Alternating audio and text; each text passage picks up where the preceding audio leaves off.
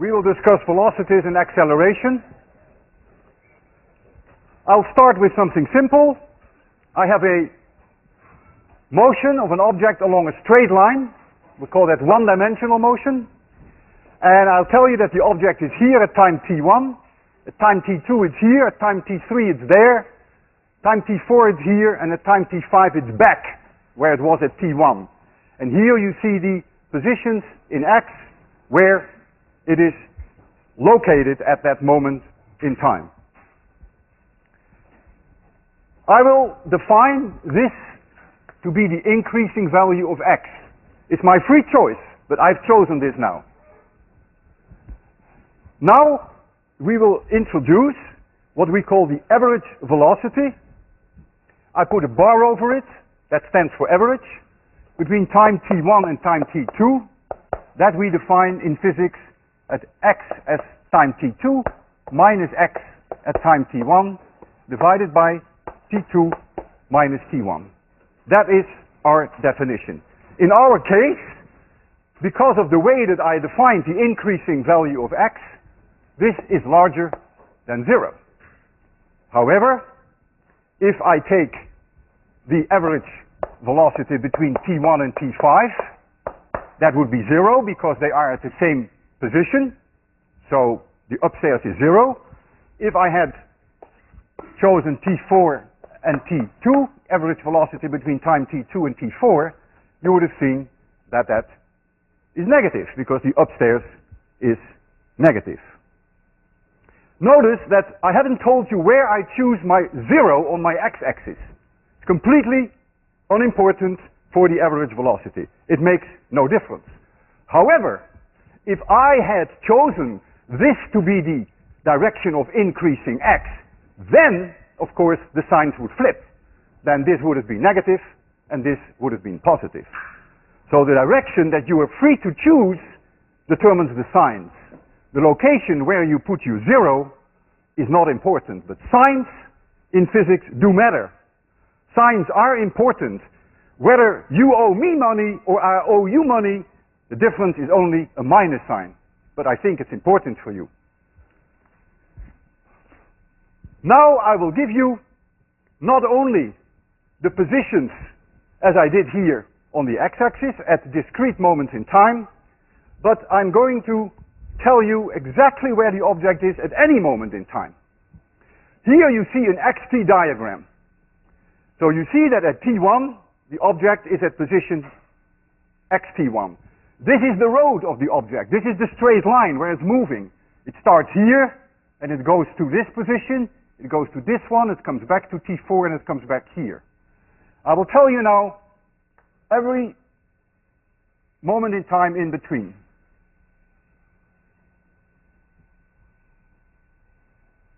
There it goes. Voila. This is now information that is way more. You have the information at any moment in time. Notice that I now did choose x equals 0. I chose it somewhere here. But I could have chosen it at any other point. For whatever follows, you will see that it makes no difference. So I have chosen a 0 point so that I can make a graph. And now we will look at the average velocity in a somewhat different way. Say I choose my time t2 and t3. I draw here now this line.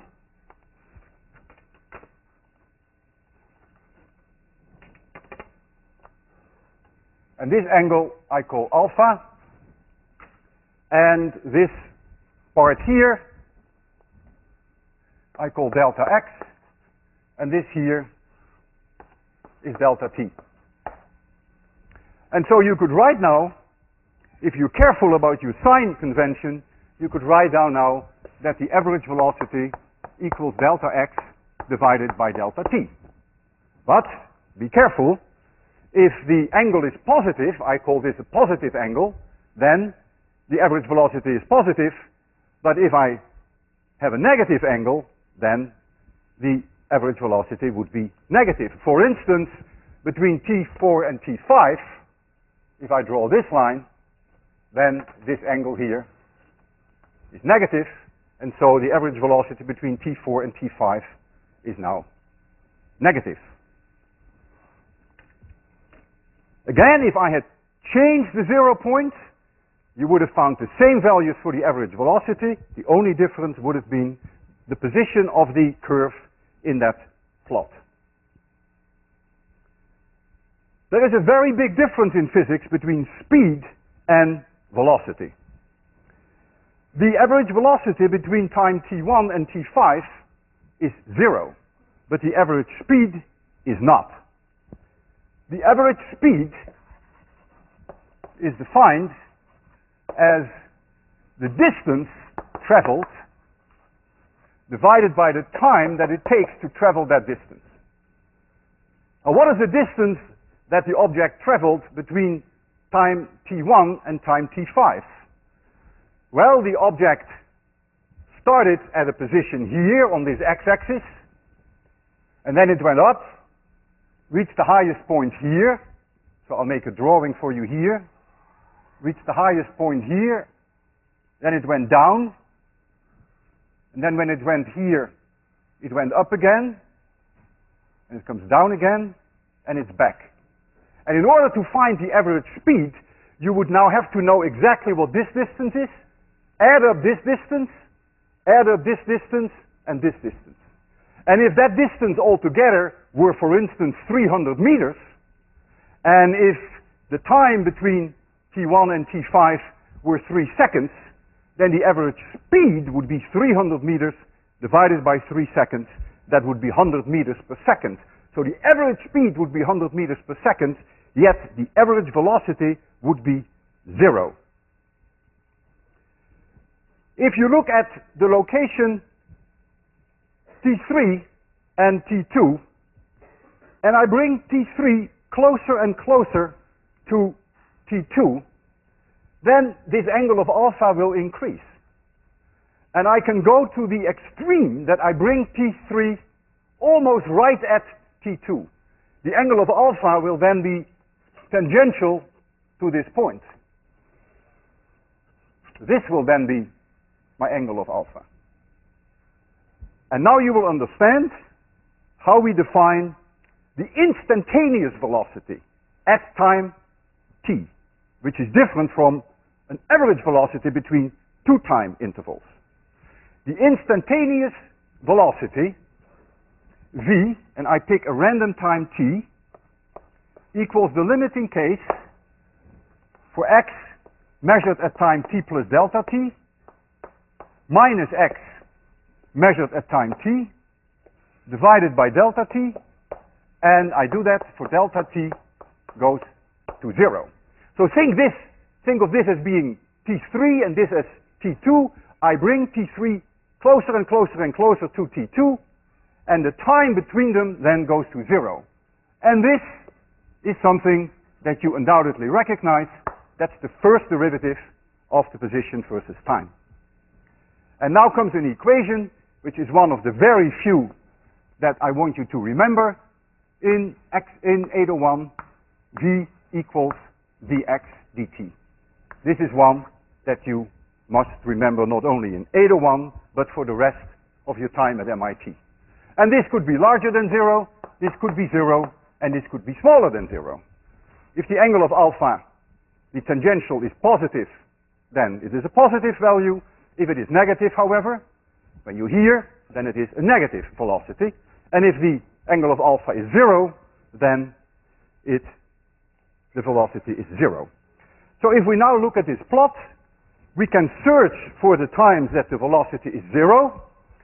So you have to look for the derivative being 0. That means the angle alpha being 0. Clearly here, the velocity is 0. Right here at this turning point, that means when the object is here, it is 0. When the object is here, it is again 0 at this moment in time. Again, the angle is 0. And it is again 0 here. So those are the times that the velocity is 0. What are the times that the velocity is positive? Well, it's positive here. Velocity is positive here. Still positive, positive becomes negative. Negative, positive, 0, negative. So that's the definition of the instantaneous velocity. What is the instantaneous speed? Well, speed is not sign sensitive. Suppose that the velocity here, just I call that v1, suppose that was plus 30 meters per second. I just grabbed this number out of the blue. And suppose here somewhere it was, I call that v2, suppose that was minus 100 meters per second. This is negative and this is positive. Then we would have to say in physics, whether you like it or not, it's not very pleasing, but you would have to say that this velocity is lower than that one, because minus 100 is lower than plus 30. But the speed, of course, is higher here, because the speed is the magnitude of the velocity and is not sign sensitive. So this has the highest speed of 100 meters per second, and this has a lower speed, but this has the lowest velocity. It's just an algebraic game, but very important when you make your calculations. I have always wondered what the average speed or the average velocity is of a bullet. Now I want you to realize I'm not a fan of guns at all, but it always intrigued me. How can I measure the average speed of a bullet? And I've discussed it with some people here, and we came up with an easy way to do that. We have a wire which goes into the blackboard, wire 1, and we have another wire that goes into the blackboard, wire 2, and the separation is d meters. We have to measure that. The setup is here. So this is wire number 1, and this is wire number 2. So you will see the coming in like this. So I'll make this a 1, and I'll make this a 2. That's the way it's set up. And we fire a bullet which breaks this wire. At that moment the timer starts, and then it breaks this wire, and that's when the timer stops. Now, I told you a measurement is meaningless without knowledge of the uncertainty in your measurement. So there are two uncertainties involved: the distance and the timing uncertainty. This distance I will measure for you, d. I have here a large ruler. Here is one wire. Here's the other wire. I cannot do that any better, really, than maybe even half a centimeter, because the situation is not all that stable. I don't know what happens when the bullet will hit the wire. So I would say it is 148.5 centimeters, but I cannot guarantee it to better than half a centimeter. 148.5 plus or minus 0.5 centimeters. I want you to appreciate that this is a very small percentage error. This is only 5 parts out of 1500. That is 1 out of 300. So that is only a 1/3% error. That's very small. That's what we call the relative error. Then I ask myself the question, I want to measure the accuracy of the speed of the bullet to about 2%. That was my goal.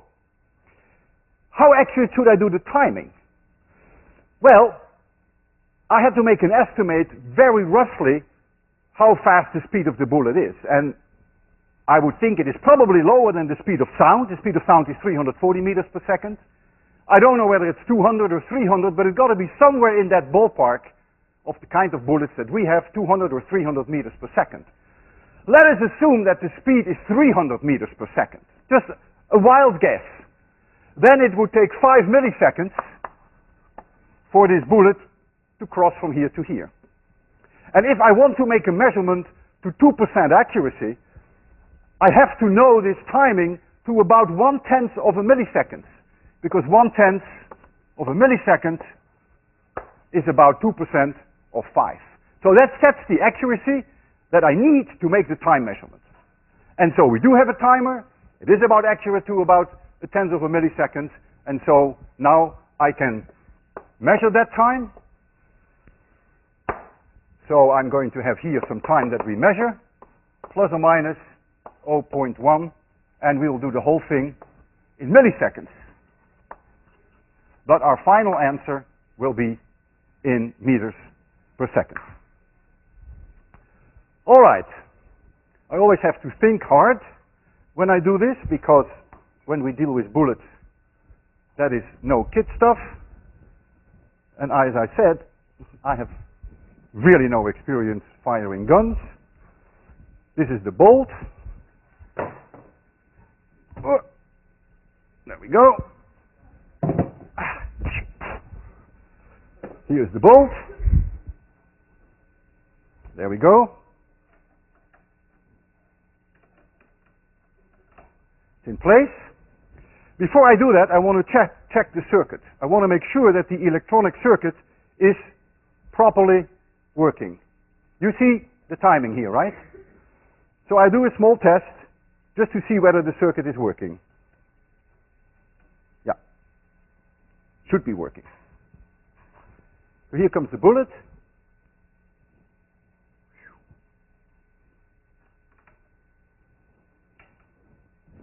You're ready, I'm ready. 3, 2, 1, 0. What do we see? 5.8 milliseconds. 5.8, is that what you see? Yeah. 5.8 milliseconds. 5.8 plus or minus 0.1. So out comes the average, call it speed or call it velocity, it's the same thing in this case. 148.5, 5.8, and I have to convert it to meters per second. That brings it at 256 plus or minus. Now you come in here with your plus or minuses. This is a 1/3% error. It's negligible to this one. 1 out of 58 is about 1.7%. So this is the only one we have to worry about. So the uncertainty in there is about 1.7%. It's less than 2, that's what I wanted. And that gives me an error of about 4 meters per second. And so this is the result. And you see, it's only meaningful because we have a good idea about the uncertainties in the measurement.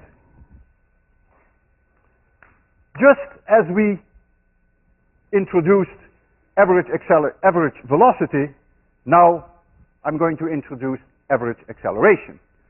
Notice that the velocity changes here throughout time. And that brings me to the next part, the logical part, namely that we're going to introduce an average acceleration, and with a little bit of imagination you can probably guess what that looks like. The average acceleration between time t1 and time t2 would then be the velocity at time t2 minus the velocity at time t1 divided by t2 minus t1, and the dimension is length per second per time squared, so it's meters per second squared. This is then for a one-dimensional situation. This number can be larger than 0, it can be equal to 0, and it can be smaller than 0. In our case, t1 to t2, here, notice the velocity is 0 as a start, and it begins to increase because this angle of alpha increases. The angle that matters. The angle increases, so in our case, from t1 to t2, the average acceleration is larger than 0. Look at the angle. However, if you take the average acceleration between t1 and t5, that is smaller than 0. Because here, the velocity is 0. But here, the velocity is negative.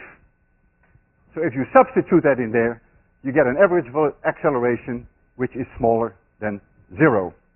So the signs in the velocity and the signs in average acceleration depend crucially on how I have defined my increasing value of x, not where I choose my 0 point.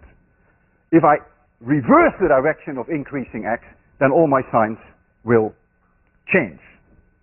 So you can also write down then that average acceleration, if you like that, is delta v divided by delta t, but you must be careful because the delta v is sign sensitive. You must obey your sign convention.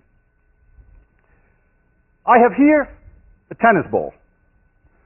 And I can bounce this tennis ball. I can throw it down. And let us assume, just for simplicity, that it hits the floor at about 5 meters per second, and that it's a very, very good tennis ball, and that it also bounces back with a velocity of about 5 meters per second. I will choose this to be my increasing value of x, and so it hits the floor like this. That means the velocity at which it hits the floor is minus 5 meters per second. It bounces off, and there it comes, and it goes up with plus 5 meters per second. I call this V1, and I call this V2. So what now is the average acceleration? Well, I would have to know the time that it takes for this change in direction. In other words, we call that the impact time. I would say in this case the impact time delta t is probably about 100th of a second, and so my average acceleration would be V2 minus V1, that is plus 5 minus minus 5, that is 10, divided by 10 to the minus 2, and that is plus 1,000 meters per second squared. I have observed carefully the signs. If now I say, aha, I don't like this, I want to call this the value of increasing x. No big deal. This will become a plus, this will become a minus, and then this would become a minus. So then the acceleration is minus 1,000 meters per second squared. I have also here a tomato, and I have here some eggs. Now, imagine now that I throw the tomato down, or for that matter, the egg, and that they hit the floor at 5 meters per second. I could do that. They would not come back up. They would go pfft. So therefore, the change in velocity would not be 10, apart from the sign that you have to think about, but it would only be 5 meters per second. The impact time would probably be much longer, maybe a quarter of a second. So therefore, the average acceleration during the impact would then be only 5 divided by 1/4 would be something like 20 meters per second square. Now whether you call it plus or whether you call it minus 20 meters per second square depends on your convention of what you call increasing x. But the eggs and the tomatoes don't care what you call minus and what you call plus. Whether the acceleration is minus 20 meters per second square or plus 20 meters per second square, you better believe it, the egg will break. So it's only in your convention that it matters, but of course the physics will not change. The eggs couldn't care less what you have chosen for your sign convention. Something breaks because the magnitude of acceleration becomes too high. That's why something breaks. A few days ago, I saw a Sherlock Holmes movie. And there was a guy who fell on the floor, a marble floor. Then his head was lying there motionless. And he was Watson. And Watson said to Sherlock Holmes, "What happened?" Sherlock Holmes walks over to the guy, touches him, and he says, "He crushed his skull." He looked very intelligent, I must say, when he said that. He crushed his skull. And I said, gee, that's really physics in action. It's 801 all the way. A really modest velocity when he hits the floor. But he hit the floor like a billiard ball. The guy was bold, for one thing. And so the impact time was very short. And when the impact time is short, even if you hit the floor with a modest speed, the acceleration is high, and that was too much. And so that's why his skull was crushed. So what matters is this change in velocity and the impact time. We now want to make one last step from average acceleration. We want to go to the acceleration at any moment in time, just the way we did that with velocity. And that now is a natural step. the acceleration at any moment in time will be the limit for delta t goes to 0 for v measured at t plus delta t minus vt divided by delta t. So that is the instantaneous acceleration. And this, you will recognize, is the first derivative of velocity versus time, which is also the second derivative of position versus time. And so here comes the second equation that I really want you to remember forever and ever and ever, that the acceleration is dv dt, which is also d2x dt squared.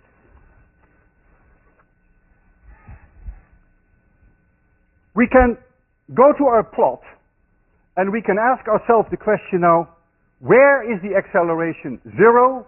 Where is it larger than 0? And where is it smaller than 0? Because this value can be larger than 0, equal to 0, and smaller than 0. And now you have to be very careful when you try to derive that from this plot. You have to be very careful, because you and I have no good feeling for second derivative. Velocity is easy. All you have to do is looking at alpha. But when it comes to the second derivative, you have to see how alpha is changing. Well, right here, the velocity is not changing. So the acceleration everywhere here must be 0. Here the velocity is increasing. So the acceleration must be larger than 0 here. Here, the velocity is almost constant. It's almost a straight line. What does that mean for the acceleration? 0. Exactly. Here, when it makes this rounding curve, the velocity is positive here, but on this side it's negative. So what does that mean for the acceleration? Negative. You got it. And so you can now roughly find where the acceleration is positive, where it's negative, and where it is 0. Let's do a straightforward example, the way that you could expect it on an assignment, or if you are extraordinarily lucky, you might even get something like that on an exam. Very straightforward. I'm going to give you the position x as a function of time, and then ask you lots of questions about it. So this example is a working example. X equals 8 minus 6t plus t squared. So this tells you where the object is at any moment in time. And let this be in meters. What now is the velocity at any moment in time? Well, that's the derivative, dx dt, and I use the following: x equals t to the power n. Then, as most of you should know, dx dt is then n times t to the power n minus 1. That's all I'm using. So the derivative of 8 is 0. I get here minus 6. I get here plus 2t. This would be in meters per second. And the acceleration, I have to take the derivative of the velocity. I get plus 2. So notice that the acceleration is constant in time. It's not changing, but the velocity is changing. Well, at time t equals 0, I'll start to probe a little bit. I want to get a feeling for what this object is doing. At time t equals 0, x is plus 8. The velocity is minus 6 meters per second, and the acceleration equals plus 2. I can also ask myself, at what time is x equal 0? What are the times that x is 0? Well, I have to solve this second order equation, which is something that you've all done in high school, and you will find that that's the case when the time is plus 2 and when the time is plus 4. Take the plus 2, that makes this 4. 4 plus 8 is 12, minus 6 times 2, That's 0. So you see the 2 works and you check that the 4 also works. Just for my curiosity, when is the velocity 0? Oh, that's easy. That's when this equation is 0, so that's when t equals 3. What is at that moment the position? Oh, I substitute t equals 3 in here, and that gives me -1. X equals -1. So now I'm ready to plot x as a function of t. It's of course a parabola, and I use this information that we have just derived. So here comes my plot. Let this be increasing value of x. Let this be 8. And let this be -1. This is the time axis. I have a 0 here. And so I want to cover, let's say, about 6 seconds. So I have 1, 2, 3, 4, 5, 6. Now I'm going to use this information in order to give you a curve which is similar to that one, except this is a simple one. This is just a parabola. So I know that at time t equals 0, the object is at position 8. I know that x is 0. That x is 0 at the time 2 and at the time 4. So the object is here at this time and at this time. And I know that at time t equals 3, it is at position -1. So the object is here. And I also know that the velocity is 0. So we can check that. And so if I make this plot now, then we would get a curve that's sort of like this. And yes, indeed, notice the velocity here is 0. The angle alpha equals 0. The object starts out at t equals 0 with a negative velocity. You can see that. The object at t equals 0 is here. This is where the object is. I hope you realize that. The object is never here. This is the road. This is the one-dimensional track on which the object is sitting. The object is here and it starts going in this direction. If it starts going in this direction, the velocity must be less than 0. And indeed it is. It's -6. But there is the acceleration, which is +2. It's in this direction. The acceleration says, I don't want you to go down. I want you to go up. Well, the velocity says, sorry, all I can do is slowly change, and that's what it's doing.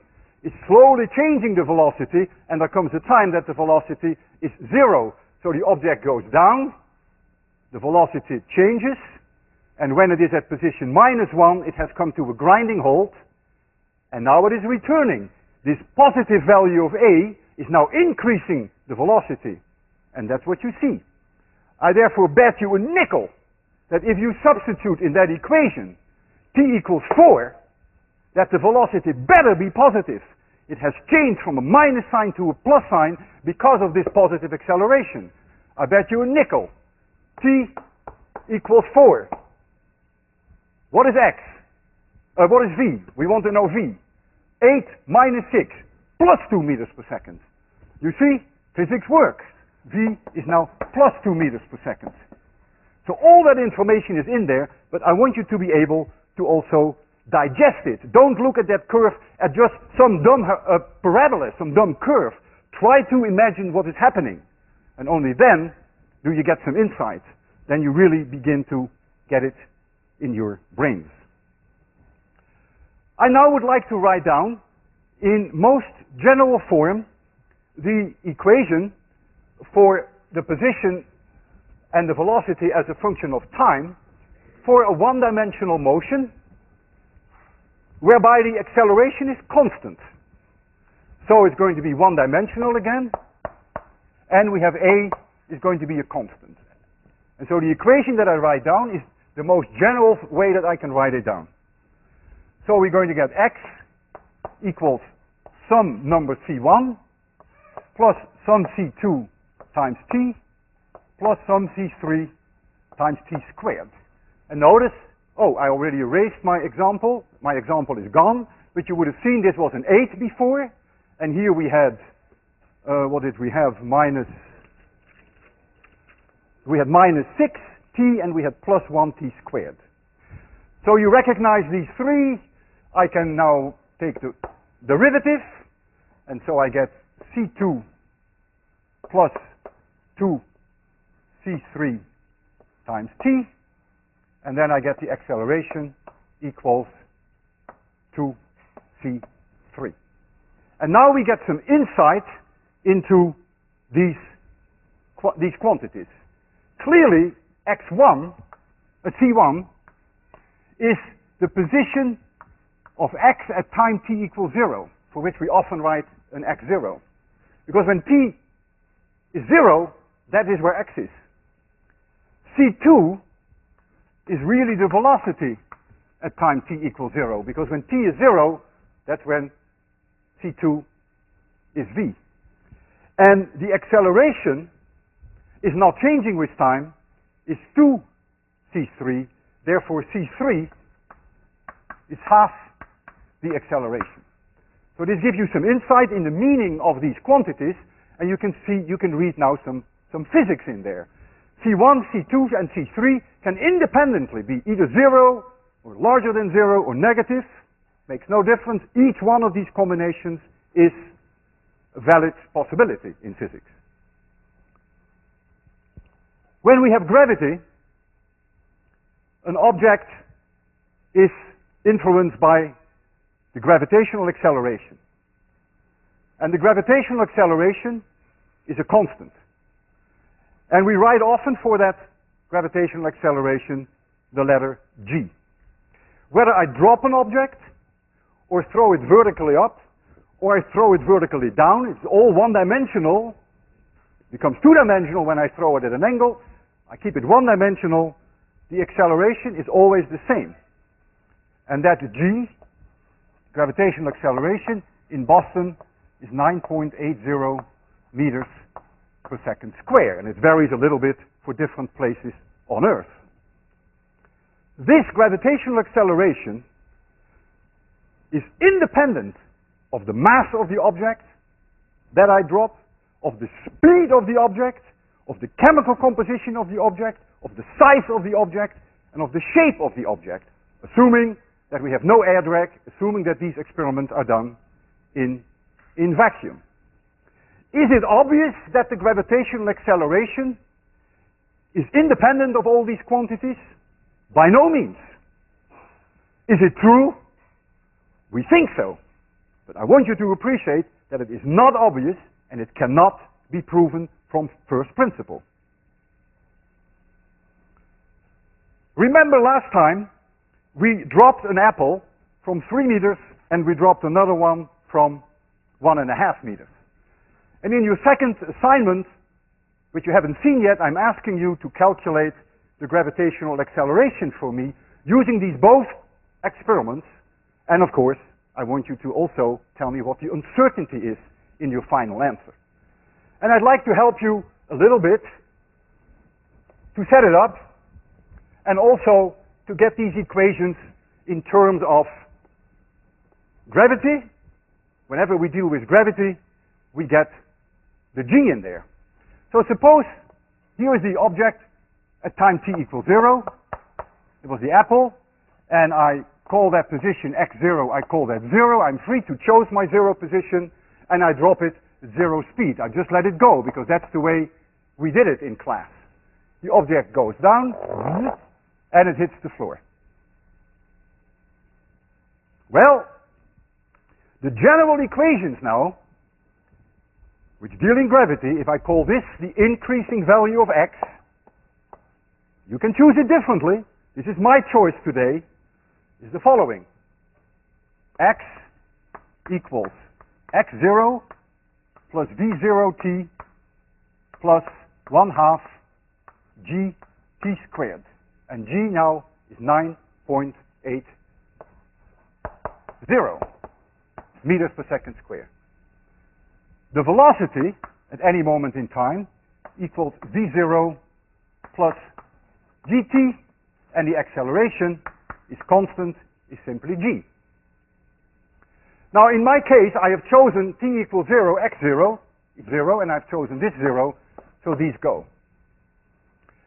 And so you see that when the object is here, which is 3 meters below this point, and you know the time how long it took to get there, that you can now calculate g.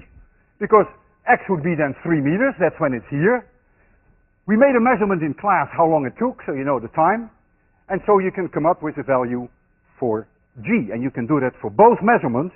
And of course, I want you to tell me also what the uncertainty is in those measurements.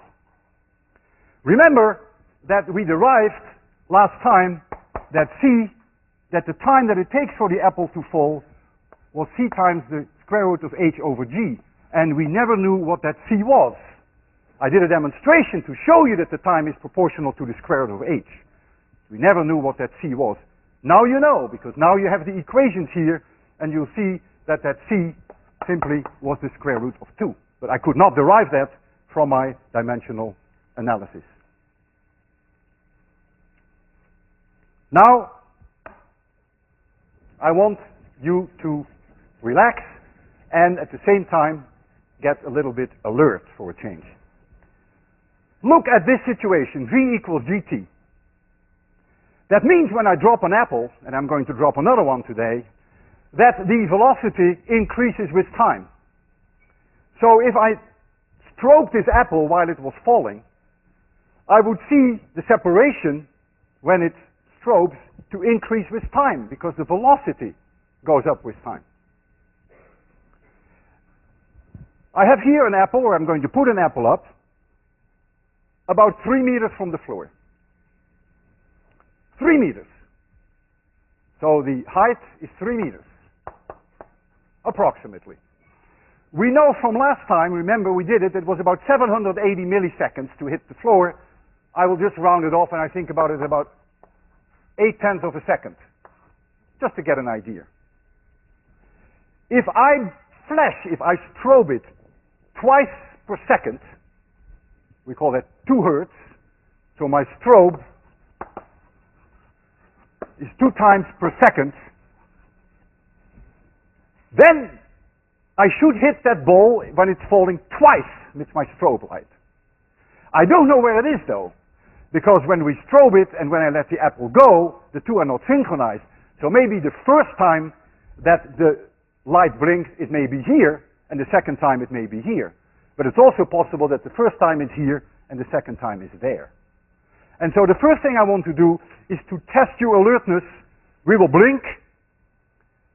You will tell me where you see them, but we will take a picture. We will take a picture which will show us exactly where those 2 balls were. So that's the first alertness test. So get ready for this, and then we will do a second one, which is even more intriguing. So now I have to first lower this velvet so that we get a nice dark background.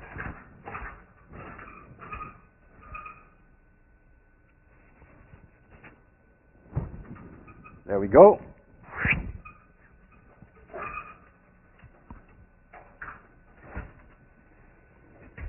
Wow. With my fingerprints on it, it's not so black anymore. There it is. That's the background.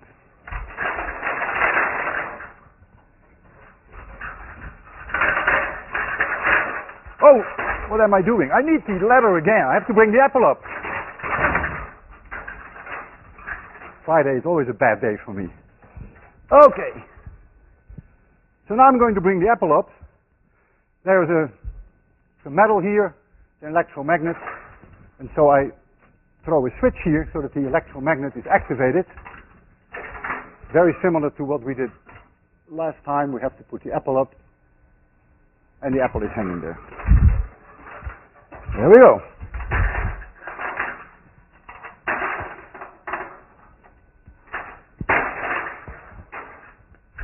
So now I have to start the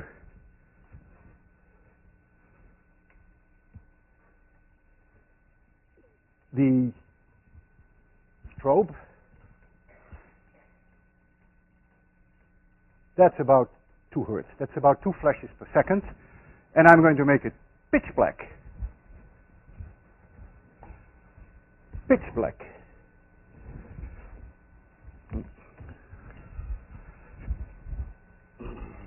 All the lights go off. I will count down 3, 2, 1, 0. And Bob there, who's behind the camera, will open the shutter when I say 1. And when I say 0, the ball will fall. So you may always see the ball in its highest position. That may not count there, of course, because it makes 2 flashes in the time that the shutter is open and that I drop it. Okay, if you're ready, I'm ready. Make it as dark as we can. Bob, are you ready? Class ready? Everyone ready? You don't look ready. Okay. 3, 2, 1.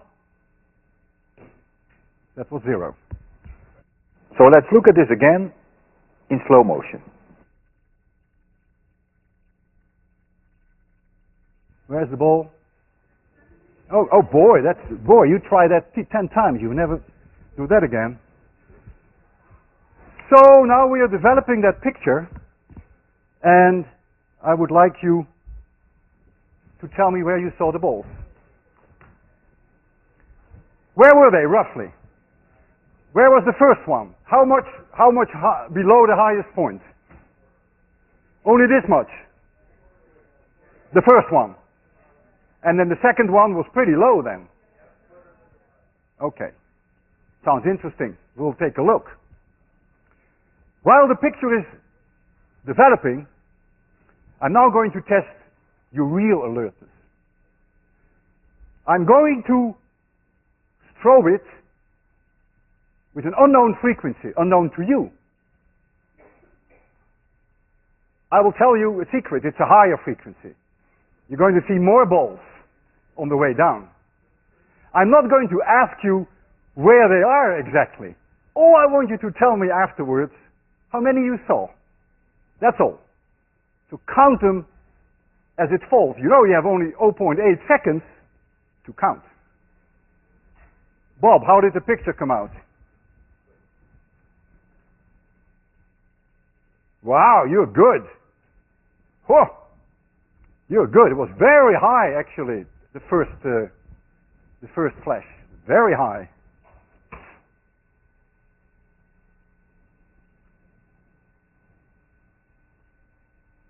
You see, you did very well. We're going to start now with the second part.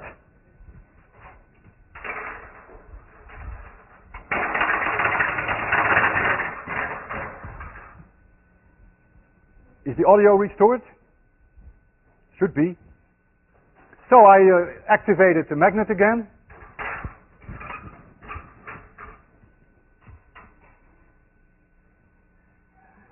There it is.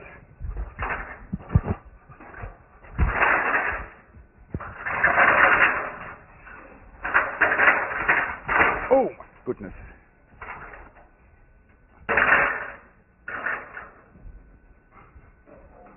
Working? Okay, thank you, Bob. Okay, Bob, if you're ready, I'm ready. I'm going to make it as dark as we can. So all I want you to tell me, how many balls will you see? Oh, I have to change. Oh, my goodness.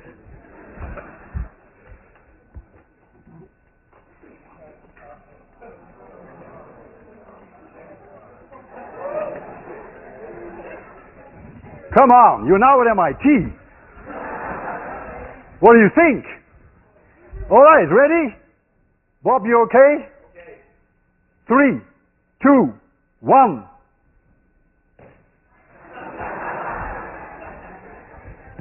Well? Who saw 3? 4. 4. I want to know 4. 5. 5. Here's a 5. There's a 5. Another 5. Who throws 6? Wow. 7, 8, 9, 10, 11. Who's just saw a blur? Those are the real winners, I think. Well, I'll tell you, it was 10 hertz, since it is 0.8 seconds. Depending upon where you hit it, how lucky you are, I will show you. You will either see 7 or maybe 8 balls, but it was a good test. And for those of you who thought that it was only saw 5, there you see them. Let's count them. Let's count them together. 1, this is 1, 2, 3, 4, 5, 6, 7. This is a bounce. So for those of you who saw 5, I would say take some rest this weekend. You'll need it, and I'll need it too. See you Monday.